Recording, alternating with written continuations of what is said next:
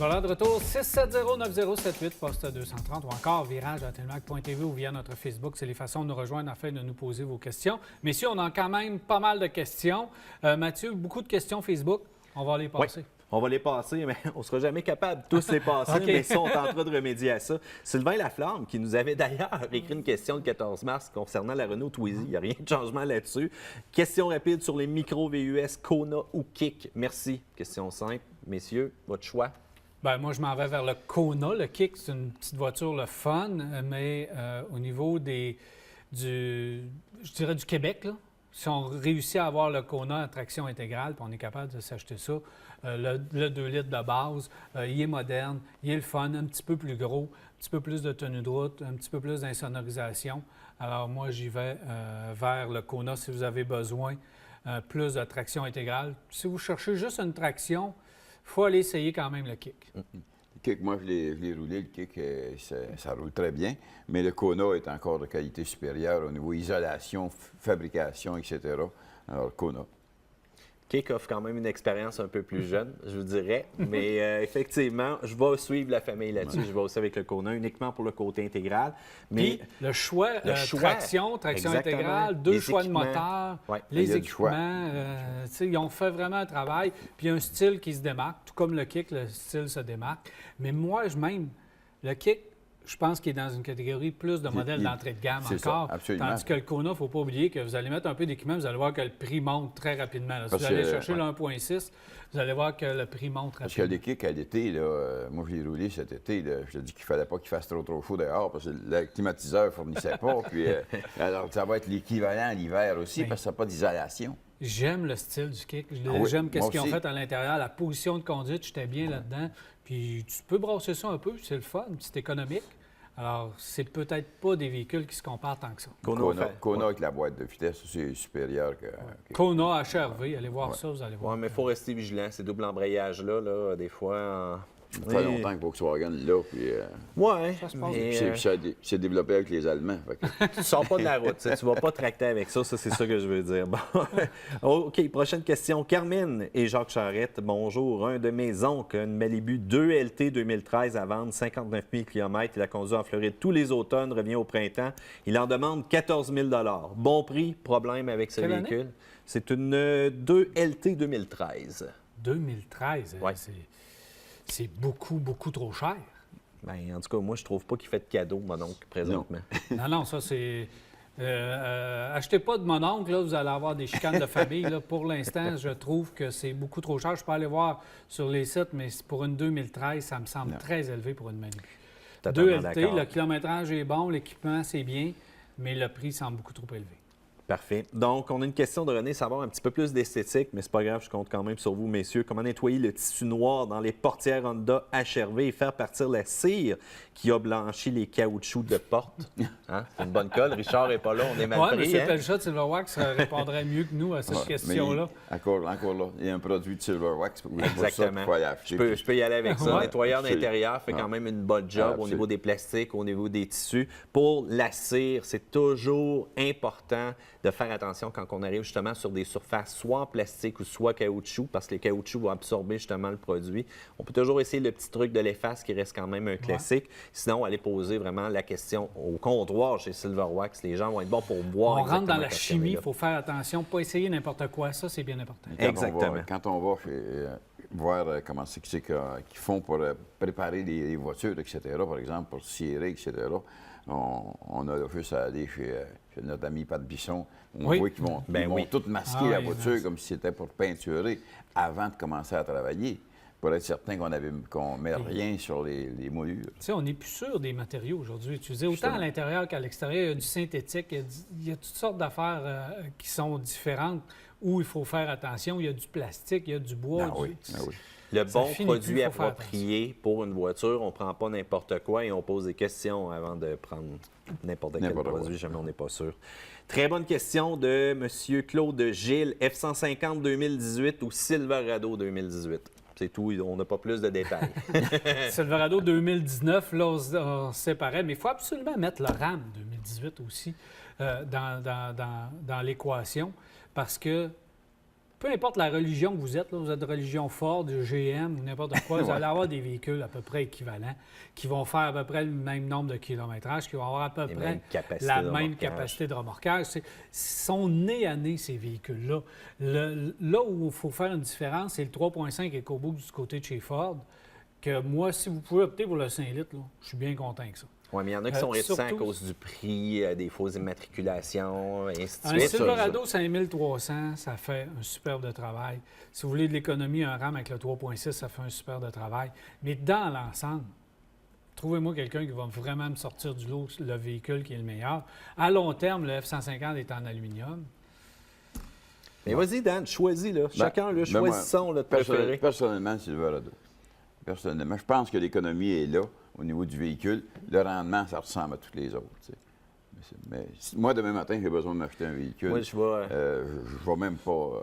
Ça dépend des goûts. Le F-150 5 litres, c'est un très bon choix. C'est vrai que c'est un très bon choix. Moi, je suis en Silverado, l'édition Trail Boss, personnalisation, capacité de la boîte, remorquage et pourquoi pas un petit moteur 6.2 dedans, ça va avoir du fun. Merci l'environnement, toi, je te vois aller. Moi, j'en ai une question de Bernard qui regarde Prius V contre une fusion énergie, le meilleur choix pour 10 ans. Et je pense que la Prius V, c'est peut-être pas la Prius V, mais plus la Prius Prime qui se compare à une fusion énergie. Et elle est beaucoup plus moderne que la fusion énergie. La fusion énergie, étrangement, c'est moins bien balancé. Les batteries sont dans le coffre, moins bien balancées. Le rendement est peut-être pas extraordinaire, sauf que c'est fiable, une fusion hybride et énergie. Puis c'est fiable pour du long terme. Fait que de ce côté-là, je n'ai pas un mot à dire, mais une Prius Prime va vous donner une grosse valeur de revente, de la durabilité également. Alors ça, c'est un choix que, dans le rendement en général, c'est plus moderne. C'est là depuis longtemps, c'est ça. Et ça va continuer. Pas d'autre chose à rajouter que ça, messieurs, vous avez parlé pour moi. J'en ai un autre. Vas-y. Gilles, j'ai une Mazda 3 2014, très satisfait. Le concessionnaire m'a dit qu'une nouvelle va arriver très bientôt. Effectivement, elle était annoncée pour le salon de Los Angeles. Il dit, est-ce que je dois attendre? On m'a dit qu'il y avait un nouveau moteur. Oui, un nouveau moteur avec de nouvelles technologies qui va arriver dans cette nouvelle Mazda 3-là. Si vous aimez celle-là actuelle, je pense que c'est un très bon choix. Vous pouvez le prendre. Mais oui, il va y avoir un nouveau design, il va y avoir une nouvelle affaire. On a hâte de voir cette nouvelle. Je pense qu'elle est au Salon de l'Auto de Montréal à part de ça. Si quelqu'un qui veut la voir, qui est dans la région, qui va se présenter à Montréal, au Salon de l'Auto, il y a des grosses chances de pouvoir la voir. Elle va être là? Oui. Ça en vient rapidement. Mazda veut toujours conserver aussi son esprit sportif en arrière du volant du véhicule. On ne peut pas se tromper. On veut arriver avec quelque chose qui nous donne quand même des sensations.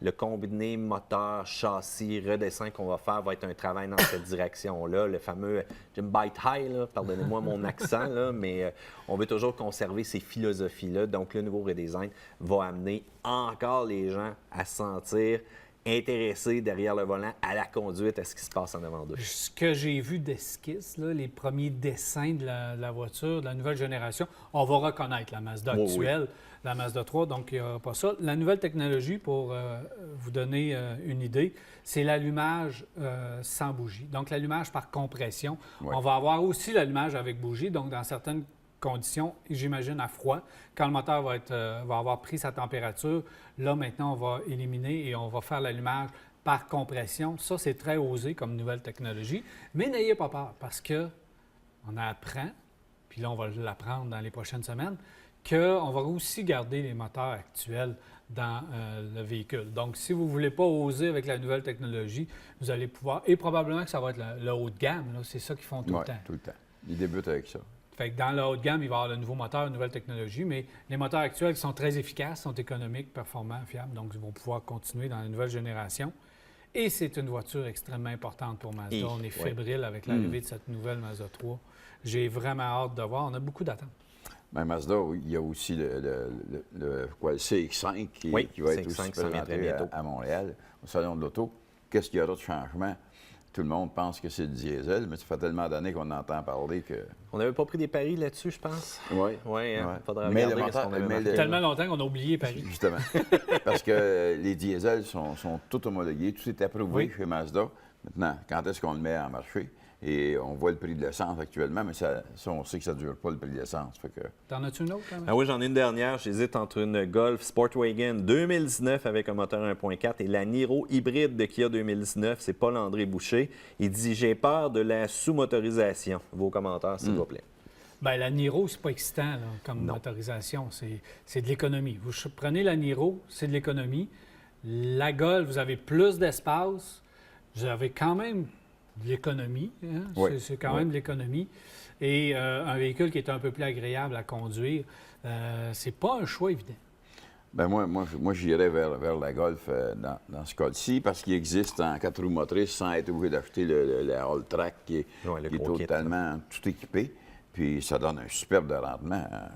Tu n'es pas obligé d'avoir un SUV quand tu as un véhicule comme ça. Ça te donne tout dans la même dimension. Mais c'est sûr qu'avec les choix qu'ils nous proposent, le 1.4, il faut peser un petit peu sur le champignon pour avoir de la réactivité au niveau mais du la véhicule. Niro... Non, exactement. Mais peser sur le champignon, là, moi je suis bien d'accord avec ça, là. Mais on ne pèse pas tout le temps sur le champignon. La conduite normale de tous les jours. Tu sais, si on sert de notre conduite normale de tous les jours, là, on n'a pas besoin d'accélérer à fond à chaque fois qu'on part avec le véhicule. Alors, et on va y être en économie. Puis moi, je peux en parler un petit peu parce que mon fils en a une de même, sans avoir la All-Track qu'on a conduit dernièrement.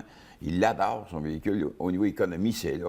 Mais c'est pas le genre de gars qui se promène là, ses capes de roue puis qui essaye de faire des performances. Lui, sa performance est au niveau du rendement en général du véhicule et de l'économie que ça Il n'y a pas besoin de dépasser tout le temps. Là. Ben non, parce qu'il est capable de suivre le trafic. C'est ça. Alors, je suis content qu'il parle de la Niro. Je suis content que quelqu'un mette la Niro dans le choix parce qu'on n'y pense pas à cette voiture. On n'en voit pas non plus. Elle est fiable.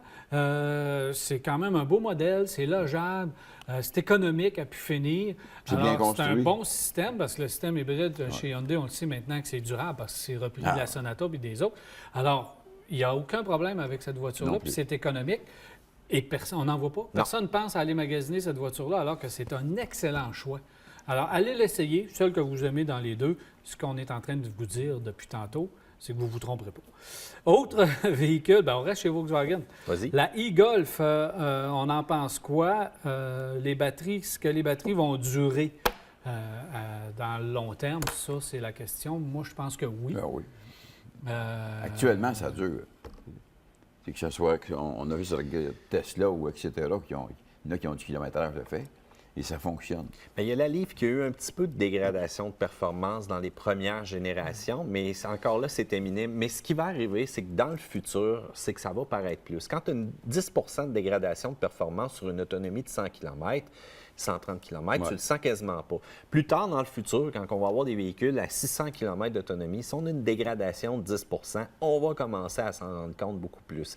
Mais pour l'instant, je te dirais qu'à part ça, on n'a pas eu vraiment d'écho. Moi, je trouve que c'est un excellent choix. La e-Golf, 200 km d'autonomie, qu'il garde son 200 à venir jusqu'à maintenant. Même l'hiver, on n'a quand même pas trop de surprises. Donc, on a quand même de l'autonomie. C'est une voiture qui a l'air d'une voiture normale, qui se comporte comme une voiture normale.